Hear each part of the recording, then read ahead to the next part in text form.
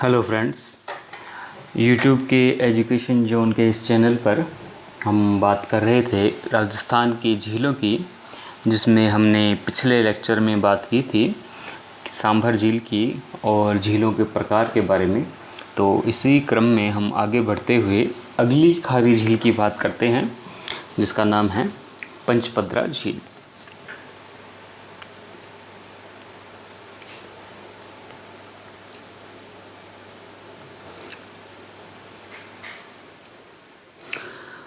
देखिए, इसमें और सांभर झील में ये समानता है कि दोनों में ही सोडियम क्लोराइड की मात्रा अच्छी मिलती है दोनों के पानी में, इसलिए दोनों का जो नमक है खाने योग्य भी है और अच्छा भी है। परंतु अगर इन दोनों की तुलना की जाए तो जो पंचपदरा झील है, इसमें जो लवण घुले हुए हैं उसमें 98% तक जो लवण है वो है सोडियम क्लोराइड।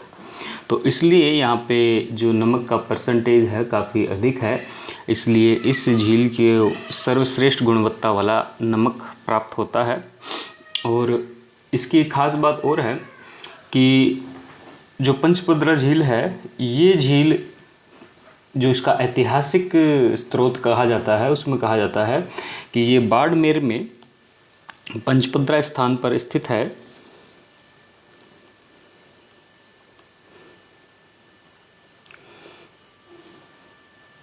बाड़मेर के पंचपदरा स्थान पर है तथा जो 400 वर्ष पहले एक पंचा नामक भील था, उसने यहाँ पर इस झील को निर्मित किया था। तो ये है इसका ऐतिहासिक कारण कि 400 वर्ष पूर्व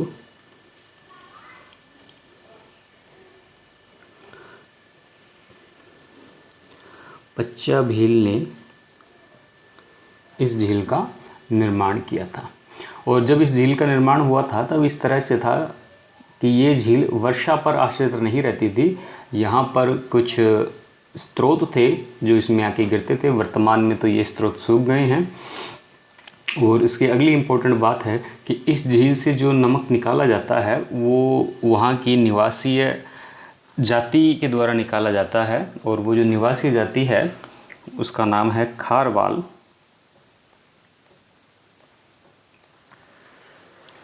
तो खारवाल जाति के लोग यहाँ ये काम करते हैं नमक निकालने का। इसके लिए वो एक विशेष झाड़ी का प्रयोग करते हैं जिसका नाम है मोरली झाड़ी। हालांकि ये बहुत कॉमन बातें हैं, आजकल प्रश्नों में इस तरह से बातें कम ही पूछी जाती हैं।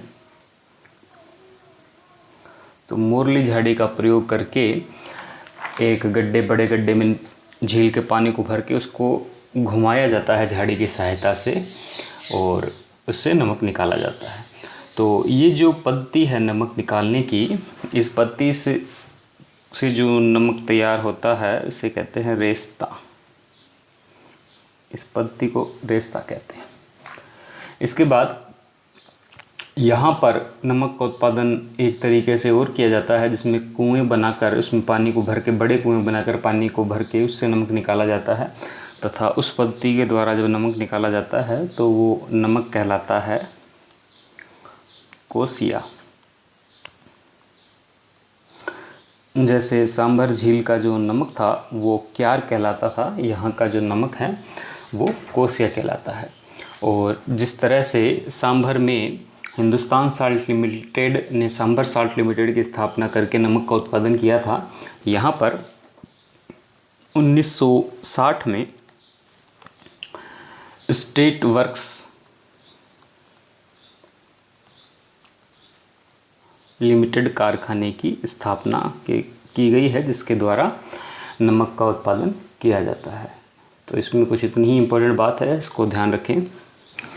अगली झील की बात करते हैं। अगली झील है इम्पोर्टेंट हमारे पास, डीडवाना झील।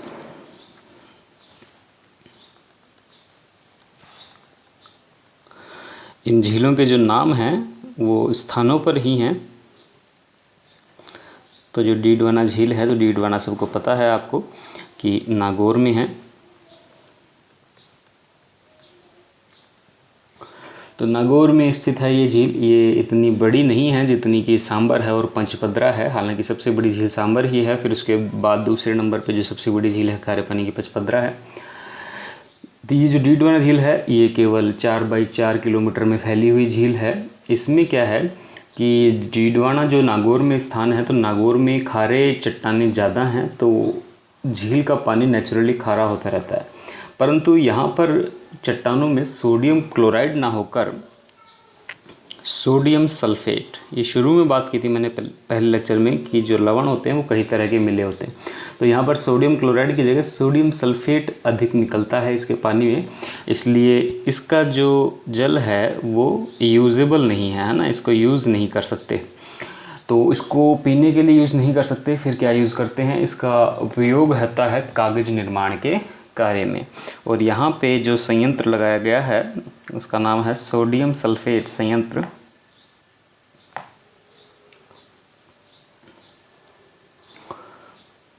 सोडियम सल्फेट संयंत्र जिससे कागज निर्माण का कार्य होता है।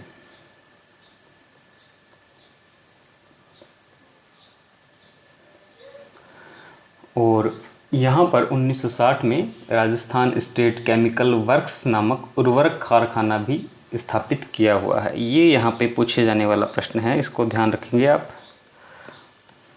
कि 1960 में राजस्थान स्टेट केमिकल वर्क्स उर्वरक कारखाना फर्टिलाइज़र के लिए स्थापित किया गया। इसके अलावा एक और इम्पोर्टेंट बात है कि यहाँ पर कुछ प्राइवेट इंस्टीट्यूट हैं जो नमक उत्पादन का कार्य करते हैं, और इन प्राइवेट इंस्टीट्यूट को या निजी संस्थाओं को देवल कहा जाता है। हालांकि ये प्रश्न पूछा जा चुका है, देवल क्या है। देवल का मतलब है यहाँ की जो निजी संस्थाएं हैं जो नमक उत्पादन कार्य में लगी हुई हैं।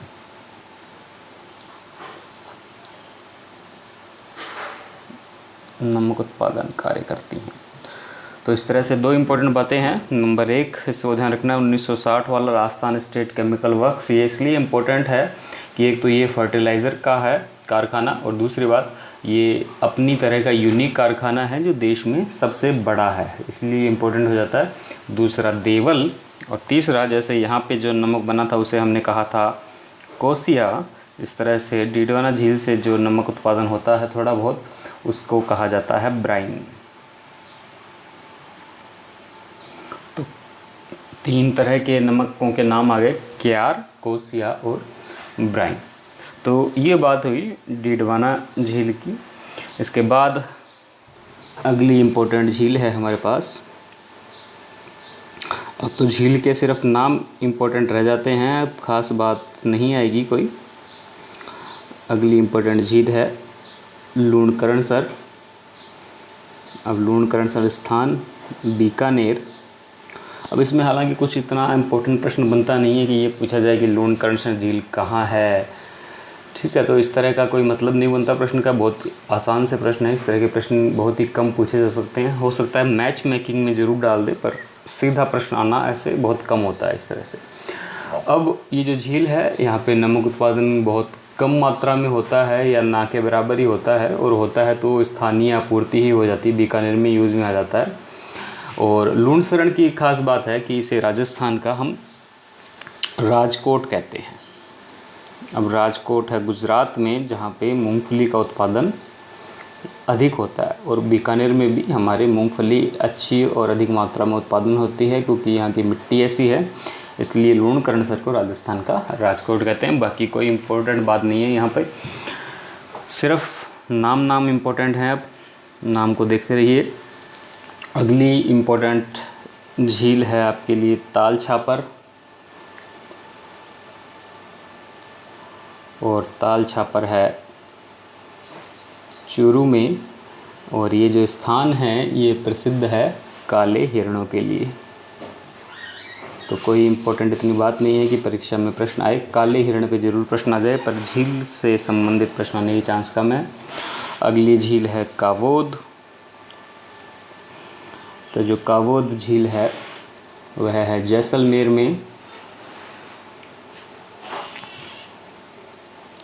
अब इसमें एक बात इम्पोर्टेंट आ जाती है यहाँ पे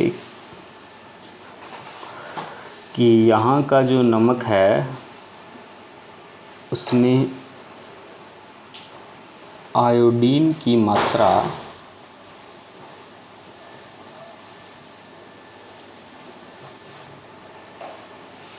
अच्छी है। आयोडीन की मात्रा से ऐसे भी कह सकते हैं हम राजस्थान का श्रेष्ठ नमक है कावोद झील का। तो यहाँ पर ये प्रश्न आ सकता है इस तरह से। बाकी फिर से नॉर्मल बात करें तो अगली इम्पोर्टेंट झील आती है हमारे पास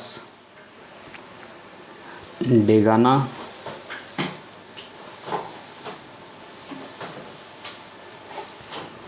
ये भी नागौर में।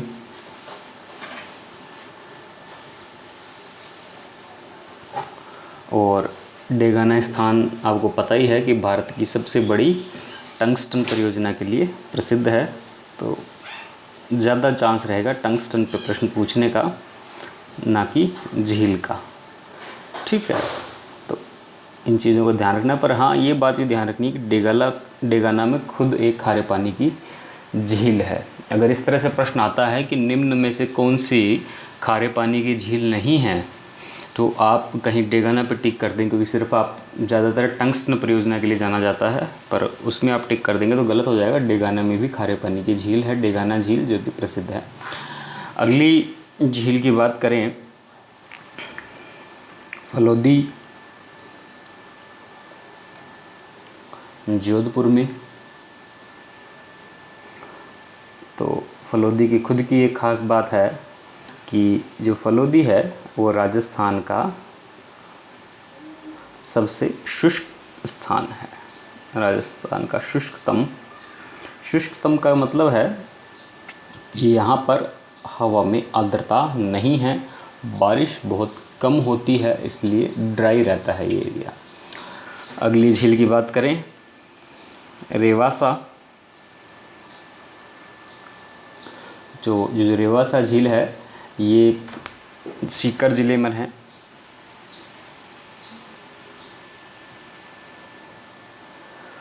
और ये प्राचीन काल में फेमस थी रेवासा झील, पर फिलहाल इसका कोई महत्व नहीं है यहाँ पे खारे पानी की झील के रूप में या नमक उत्पादन के रूप में। और इस झील का जो वर्णन है, देखिए प्रश्न यहाँ पे बन सकता है आपका।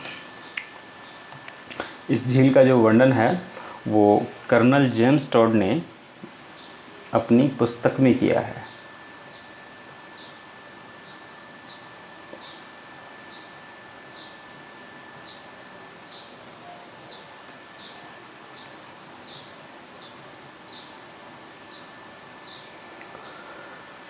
अपनी पुस्तक में किया है, तो ये बात इम्पोर्टेंट है।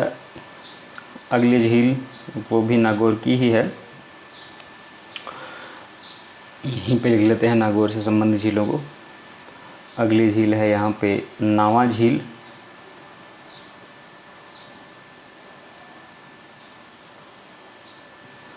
अब नावा झील के बारे में इम्पोर्टेंट ये बात है कि यहाँ पे भारत सरकार का, राजस्थान सरकार का नहीं, भारत सरकार का मॉडल साल्ट फार्म या आदर्श लवण उद्योग के रूप में नमक उत्पादन को विकसित किया गया है।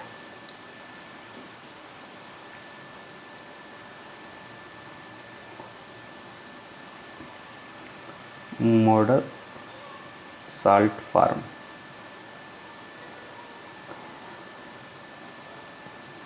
तो यहाँ पे ये प्रश्न पूछा जा सकता है, बाकी कुछ भी इम्पोर्टेंट नहीं है। तो ये जो झीलें थी ये थी हमारे पास खारे पानी की झीलें। खारे पानी की झीलों का हम लास्ट में डायग्राम में उत्तर से दक्षिण की ओर क्रम भी देखेंगे। क्रम ही ज़्यादा इम्पोर्टेंट रहेगा और डिटेल में पूछा जाएगा प्रश्न तो वो सांभर या पचपदरा से पूछा जाएगा। बाकी ये जो दो बातें हैं आयोडीन वाली और कर्नल जेम्स टॉड वाली, यही इम्पोर्टेंट है। इसके बाद हम आते हैं अगली झीलों पर। झीलों का अगला प्रकार जो कि है मीठे पानी की झीलें। तो जो मीठे पानी की झीलें हैं उनमें हमें एक फैक्ट सबको पता है कि मीठे पानी की जो झीलें हैं वो हमारे उदयपुर ज़िले में सर्वाधिक मिलती हैं। अब देखिए, उदयपुर ज़िले में मीठे पानी की झीलें या इस तरह का जो जल है वो सर्वाधिक मात्रा में है। अंतःस्थलीय जल केंद्र कहें इस तरह से, अगर हम यहाँ पे उदयपुर का मैप बनाएं, उदयपुर ज़िले का, तो यहाँ पर हमें मीठे पानी की झीलें बहुत सारी मिलती है। तो मतलब हालांकि पास में समुद्र नहीं है, पर अंदर छोटे छोटे अंतःस्थलीय जल क्षेत्र हैं जिन्हें हम झील कहते हैं।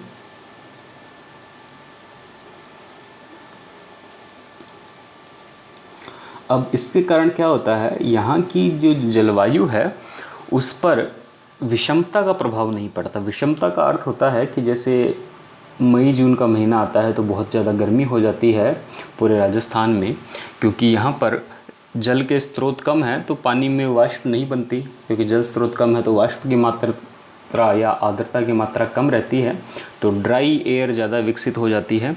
परंतु उदयपुर में इस तरह की बात नहीं होती।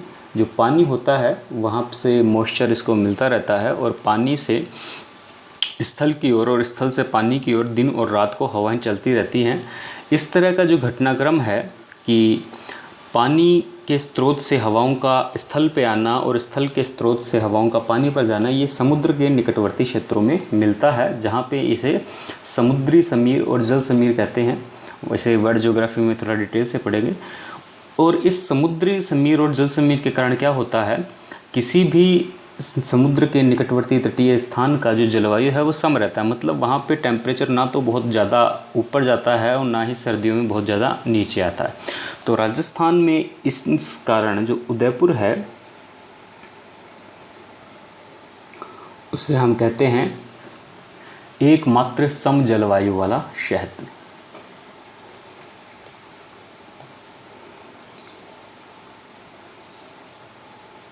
एकमात्र सम जलवायु वाला जिला।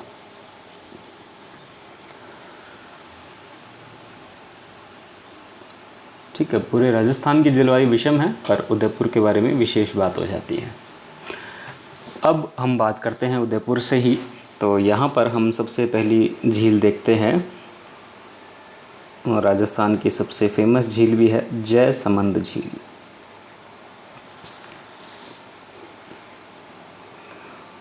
और इसका एक नाम और है, ढेबर झील।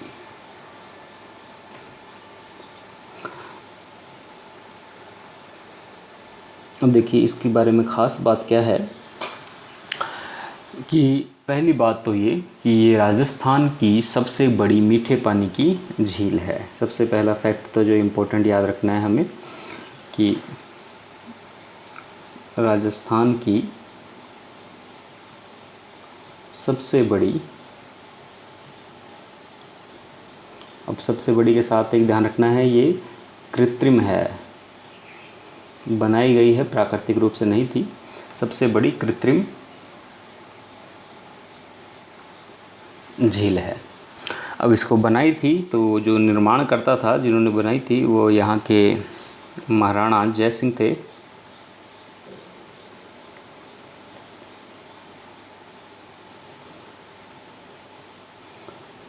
महाराणा जय सिंह ने ये बनाई थी, और जो निर्माण काल रहा इसका वो रहा 1685 से 1691 तक। अब ये तो हो गया कि ये राजस्थान की सबसे बड़ी मीठे पानी की झील है, पर इसे भारत की दूसरी सबसे बड़ी कृत्रिम झील भी कहते हैं। जो पहली झील है वह है गोविंद सागर झील। ये भारत के हिसाब से दूसरी मीठे पानी की झील हो जाएगी। अब देखिए यहाँ पर जो झील है, तो झील के अंदर पानी की आपूर्ति की जानी थी, क्योंकि ये तो कृत्रिम रूप से बनाई गई है। तो यहाँ पे जो पानी की आपूर्ति लाई गई वो लाई गई गोमती नदी पे, गोमती नदी के द्वारा। गोमती नदी का जल इसमें डाला गया। और जो गोमती नदी है, इसको इस तरह से आप समझ सकते हैं। यहाँ पे एक डायग्राम बनाए तो चलिए एक बार पहले फैक्ट लिख लेते हैं, अगले पेज पे मैं डायग्राम बना दूंगा कि गोमती नदी का इस पे जल लाया गया है। और जो गोमती नदी का जल है वो अरावली के ढेबर दर्रे से निकलता है, इसलिए इस झील का नाम हमने ढेबर झील भी कहा। अब इस झील पर 7 टापू बने हुए हैं, जिनमें सबसे बड़े टापू का नाम बाबा का भाखड़ा और सबसे छोटे टापू का जो नाम है वो प्यारी है। और इन टापुओं पर 7 टापू हैं और इन टापुओं पर भील और मीणा जनजाति का निवास है। तो आप सोचिए कितनी बड़ी झील होगी ये, कि यहाँ पर जनजातियाँ निवास करती हैं, मतलब ठीक है। और आपको मैं बताऊं तो इसकी जो लंबाई चौड़ाई है वो 15 किलोमीटर तो लंबी है और चौड़ाई इसकी 2 से 8 किलोमीटर तक है। तो इसका जो कुल क्षेत्रफल घेरा जाता है इसके द्वारा वो 55 वर्ग किलोमीटर का क्षेत्र है। तो आप सोचिए 55 वर्ग किलोमीटर का क्षेत्र बहुत बड़ा क्षेत्र होता है। अगर आप जयपुर ज़िले को नापेंगे 55 वर्ग किलोमीटर क्षेत्र में, तो जयपुर का बहुत बड़ा हिस्सा कवर हो जाता है शहरी इलाके का। तो बहुत बड़ी झील है ये। अब इसके डायग्राम से आप समझ लीजिए कि जो नदी है वो नदी का जो जल है वो ढेबर दर्रे के द्वारा इसमें आ रहा है।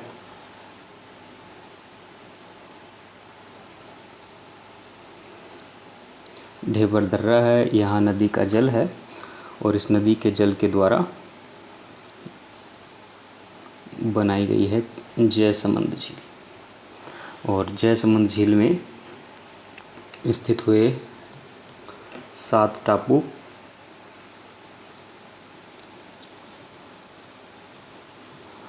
तो सबसे बड़ा टापू का नाम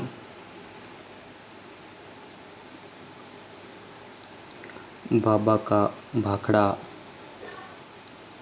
और जो सबसे छोटा टापू है उसका नाम प्यारी और निवास है भील मीणा का। अब इसकी एक और इम्पोर्टेंट बात कि इस झील में इतना अधिक जल है कि यहाँ से श्यामपुरा और भाट नामक 2 नहरें भी निकाल गई हैं ताकि सिंचाई हो सके।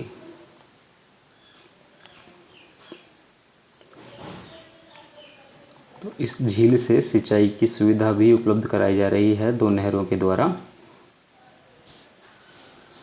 श्यामपुरा और भाट।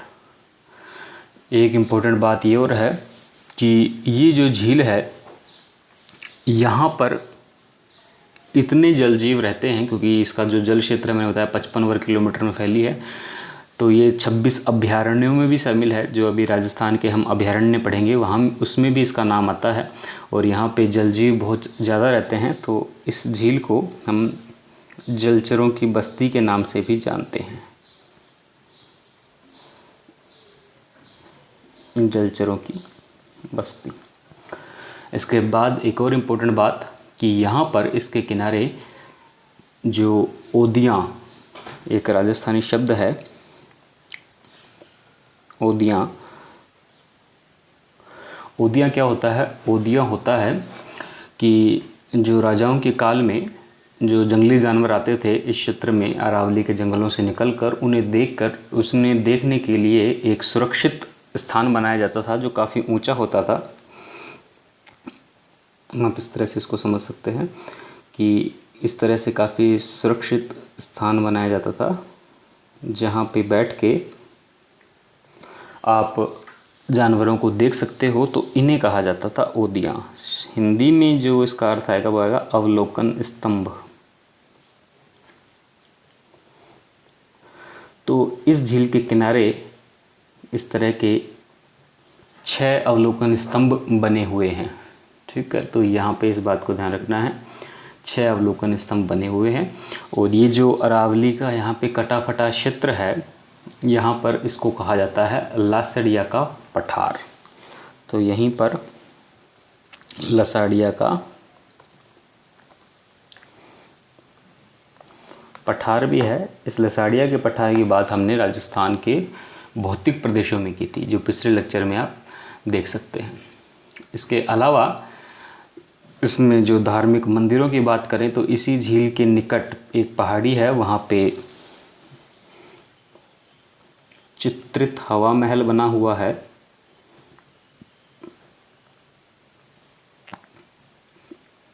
और यहीं पर पास में ही रूठी रानी का महल भी है। तो देखिए, जब भी हम किसी इस तरह की झीलों को याद करते हैं तो साथ में उससे संबंधित तथ्यों को भी याद रख लेना चाहिए। तो यहीं पर रूठी रानी का